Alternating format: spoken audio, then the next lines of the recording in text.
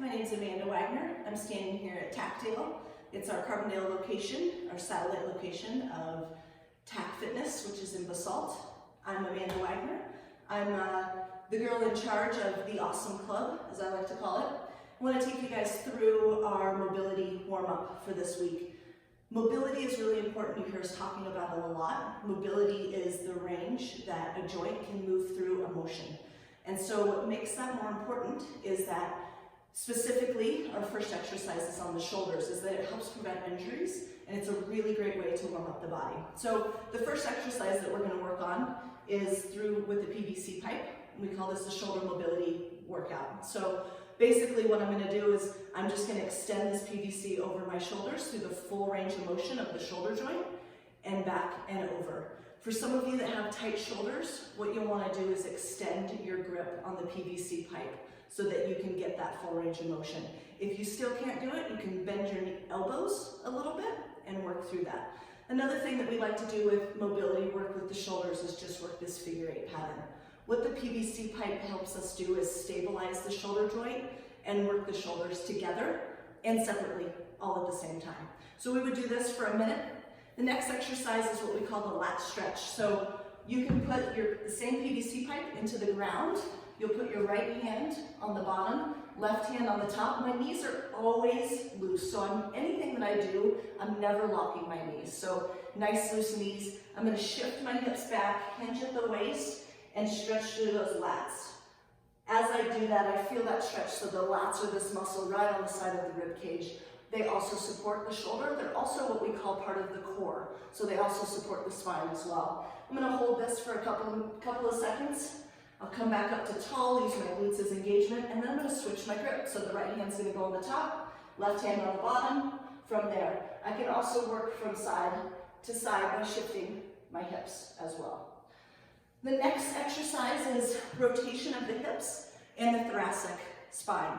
Thoracic of the spine is this mid-back, is your mid-back here. So what I have everyone do is take the PVC pipe, put it on your head. You have a 90-degree bend in each of your elbows. Straighten that up and set it behind your shoulder. From there, your feet are hip-width apart. Your knees are slightly bent. We're just rotating through the hips, through the mid-back, through the lower back, just to get some movement within the hips. From there, we're going to lock out the hips. One of the best ways I can describe to do that is I'm going to take my toes and point them in the pigeon fashion. From there, I'm going to engage my core, squeeze my glutes, and I'm just rotating my upper body or the thoracic spine. What makes this really important is that thoracic spine can get really locked up, as you learned last week, from hunching over at the shoulders and whatnot. So we really want to make sure that we get some movement of the thoracic spine that's independent of the low back. Another way that you can do that is you can slightly bend the knees, shift at the hips, and rotate as if you were to do a golf swing, but from the left and the right side. The next exercise we have, part of our warm-up, is what we call a 3-point hinge. The 3 points of contact are my head, my mid-back, and my glutes, or my butt. I'm going to grab with my right hand on the top, and my left hand at the small of my back where that arch is. I'm going to balance on one leg. I'm going to shoot my hips back. I'm going to engage my core. As I hinge, the key piece is to make sure that all 3 points are connecting so that I'm not rounding here, or I'm not arching too much and pulling up with my head or my low back. We'll do this for about 30 seconds on the right, and then we would switch on the left, we'd switch our grip from here, do the same thing, balancing on the left. 2 more to go. Last one is what we call a partner stick fight. So imagine I have a partner. I'm going to hold this stick out in front of me. I'm going to engage my lats, I'm going to engage my core, and if I have a partner, my partner is going to resist the stick up towards the ceiling. I'm going to work on resisting that down. So I'm going to counteract their pressing and pulling of that stick. What that does is that forces the core to engage.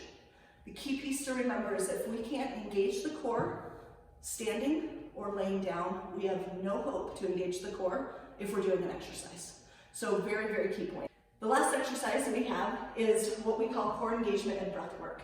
We find a lot of people don't use their breath when they're working through mobility work, through flexibility work, or through strength training.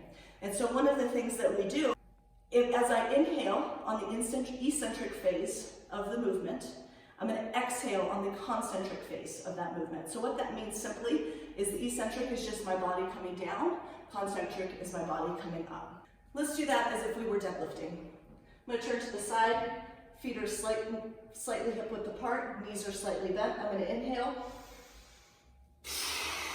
exhale on the return up.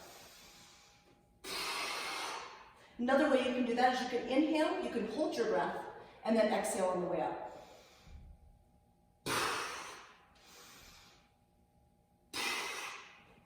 That's our mobility work for this week. Enjoy. Shout out if you have any questions.